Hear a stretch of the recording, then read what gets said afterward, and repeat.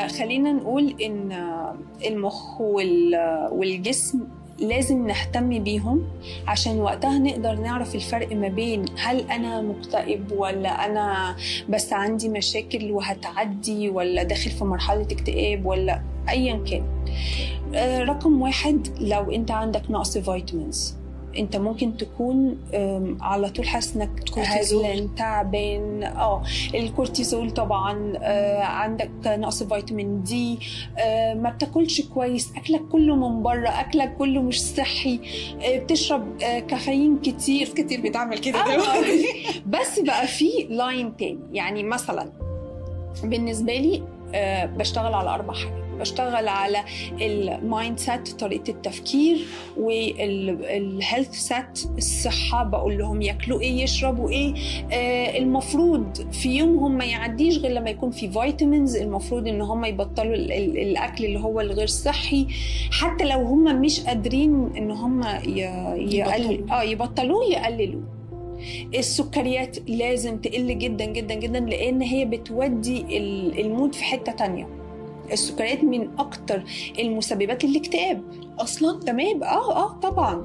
اوكي، ده في ناس بتبقى عايشه على السكريات، هي فاكره ان هي متضايقه فهتروح تاخد سكريات، فبيحصل بيحصل دوبامين سبايك. يعني ايه دوبامين سبايك؟ يعني هو بيبقى هيموت كده وياكل حاجه فيها سكر، فياكل السكر فيعلى، يبقى مبسوط ومزاجه عالي العال، وفجأة يروح واقع تاني ويبقى حاسس ان هو متضايق ومخنوق وعايز سكريات تانية، ويفضل في اللوب دي وما تخلصش. فهو بيبقى بيدمر صحته. مفيش حد بطل او قلل سكريات واكل مقليات او اي حاجة فيها مواد حافظة الا وموده ابتدى يهدى وابتدى يبقى كويس وابتدى يأكت بشكل افضل ويفانكشن بشكل افضل واحسن في شغله، في حياته، في دراسته. ده بياخد وقت برضه، صح؟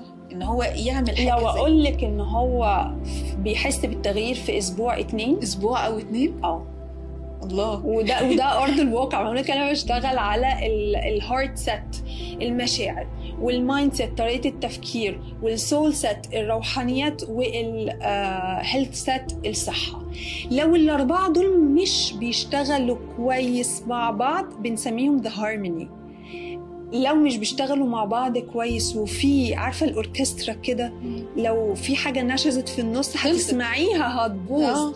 فتلاقي كل واحده فيهم لازم تبقى فيها تناغم مع التانية علشان ال4 يمشوا صح، والصحه النفسيه والعقليه تكون متوازنه. وده اللي بيوصلنا للتفكير الإيجابي. أنا ما ينفعش يبقى عندي تفكير إيجابي وصحتي مش كويسة. السيروتونين مثلا، هرمون السيروتونين ده من هرمونات السعادة، بيتفرز من المعدة. تخيلي معظم الناس أو 3/4 الناس تعبانين، معدتهم تعبانة. أي واحد معدته تعبانة تلاقيه عصبي، مش طايق نفسه، مخنوق، قولون ماشي بقولون، تمام. فتلاقي طول الوقت هو تعبان. طب مالك؟ مش طايق نفسي ليه؟ بطني وجعاني. ما هو انت من هرمونات السعاده اللي عندك هرمون السيروتونين جزء كبير منه بيخرج من المعده، تلاقيه يا عيني متدمر. ازاي هتكون مبسوط؟